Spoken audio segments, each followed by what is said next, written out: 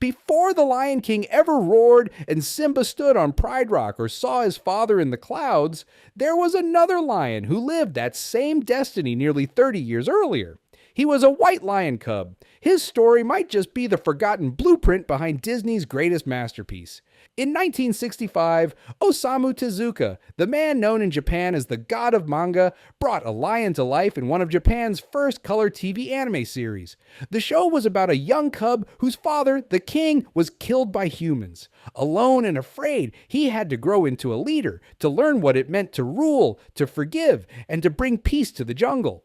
That lion was Kimba. He wasn't like other cartoon animals who want to fight. He believed lions, elephants, and even humans could live together in harmony. Every episode carried a lesson about courage, kindness, and the balance between nature and humanity. Sometimes, when he was lost, he would look up at the sky, and there, in the clouds, he'd see the faces of his parents, whose spirits guided him and reminded him who he was. He climbed tall cliffs, talked with other animals, and even faced rivals who wanted his throne, including a dark lion named Boo Boo, who looked and acted a lot like Scar would years later. Kimba's world was filled with African plains, wide savannas, and herds of animals that looked just like the ones we'd later see in The Lion King. There was even a wise mandrill-like mentor and a talkative bird sidekick, characters that seemed oddly familiar to anyone who grew up watching Rafiki and Zazu. But it does not stop there. Decades before Disney ever drew its first Pride Rock, Kimba had already lived the circle of life. In Japan, he became a symbol, a gentle king who ruled through wisdom, not fear. Because Tezuka didn't want just to tell a story, he wanted to teach a generation about compassion and coexistence. Then, nearly 30 years later, Disney released The Lion King, which changed everything. Fans couldn't unsee what they were seeing. Simba's name differed from Kimba's by only one letter. Both cubs lost their fathers and were forced into exile. Both were guided by a wise baboon, cheered on by a chatty bird, and surrounded by mischievous hyenas. And when Mufasa appeared to Simba in the sky, speaking through the clouds, it felt like déjà vu. Even the way the films looked felt eerily alike. The same red sunrises, the same cliff shots, and even the same idea of a prince returning home to reclaim his kingdom. Fans started comparing both shows side by side, matching scenes and frames that looked almost the same. And what they found was shocking. Some of Disney's own animators, like Tom Cito, admitted they'd seen Kimba the White Lion as kids. And soon, online debates began to explode. People wanted answers. Was it a coincidence or something else? Because the more you looked, the harder it was to believe it all happened by accident. Writers and critics started to dig deeper. Essays appeared about the Kimba parallels. Dozens of clips spread across fan forums show nearly identical sequences. Disney presented The Lion King as an original story. Fans challenged that claim by pointing to visual and structural parallels with earlier works. Some said Disney had simply been inspired by Kimba. Others said it was plagiarism hiding in plain sight. And through it all, Disney stayed silent. That silence spoke louder than words. Even though some animators began speaking anonymously, there were creative overlaps that couldn't be ignored. But the company never responded publicly, which left the audience and the world with one haunting question. If Disney really knew about Kimba, why did they never admit it? For years, people waited for a response, but it never came. That silence made things feel stranger. How could a studio that big ignore such clear connections?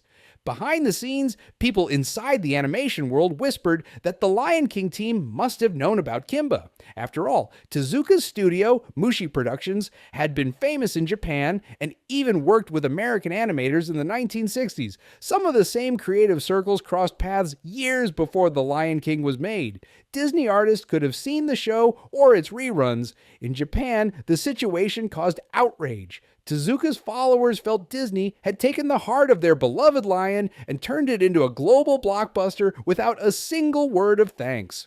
Osamu Tezuka had passed away in 1989, just 5 years before The Lion King's release, meaning he never got to see how closely Disney's film echoed his creation. Many of his friends said Tezuka would have been honored by the similarities, but also deeply hurt that his work was never credited. Disney, on the other hand, denied ever hearing of Kimba. The film's producer, Don Hahn, and other Disney creatives said they were unaware of Kimba during production. But given that Kimba aired in dozens of countries, including the US, many fans found that claim difficult to accept. Adding to the tension, early story drafts of The Lion King originally had titles like King of the Kalahari and King of the Jungle. Those names sounded suspiciously close to Jungle Emperor, the English name for Tezuka's series. Even the idea of a lion learning about balance and destiny wasn't new. Tezuka had explored those exact themes nearly 30 years earlier. The more fans investigated, the more the silence looked intentional. Disney never took legal action, and Tezuka Productions chose not to sue. Out of respect for Tezuka's legacy, his studio said they didn't want to start a fight. But their quiet dignity made the issue even more haunting. It left a question hanging in the air. If both sides stayed silent, who would ever know the truth? That silence became the story itself. Critics began calling it the unspoken theft, a creative mystery that blurred the line between inspiration and imitation. And while Disney's movie became one of the most loved films of all time, Kimba slowly faded from memory outside Japan. But this is where things get even more interesting. The deeper we look, the more it seems The Lion King wasn't just inspired by Kimba, it may have rewritten his entire message. Because while Kimba fought for peace and coexistence, Simba's story celebrates strength and dominance. Some believed both stories came from older myths that had been told for centuries. The idea of a young hero losing his father, running away, and returning to face his past isn't new. It's a story as old as time, seen in Hamlet, Bambi, and even ancient African and Greek tales. Both Kimba and Simba simply carried that same story seed in different ways. Osamu Tezuka, the creator of Kimba, had openly admired Disney's work. He grew up watching Bambi, and its emotional style inspired Kimba's message about peace and nature. So, in a way, Disney inspired Kimba first, and decades later, Kimba may have inspired Disney back.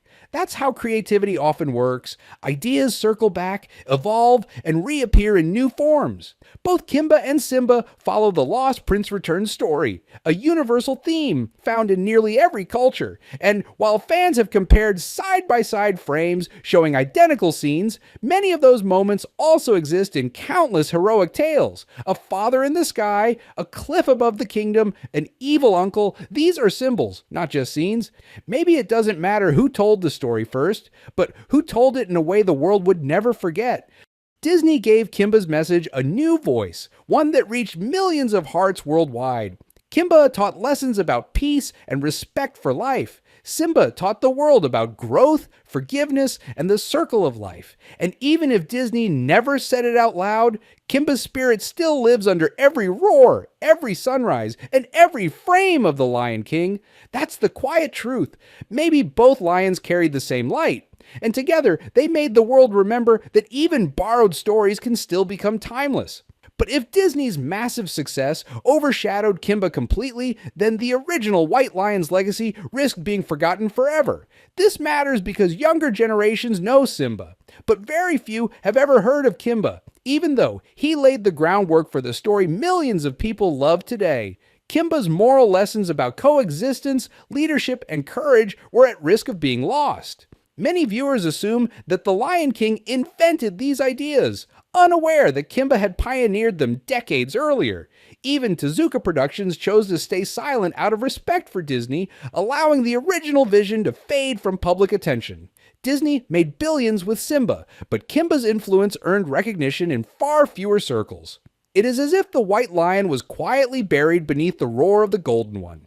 Animation historians and passionate fans are now working to reintroduce Kimba to new viewers, reminding the world where some of these iconic ideas truly came from.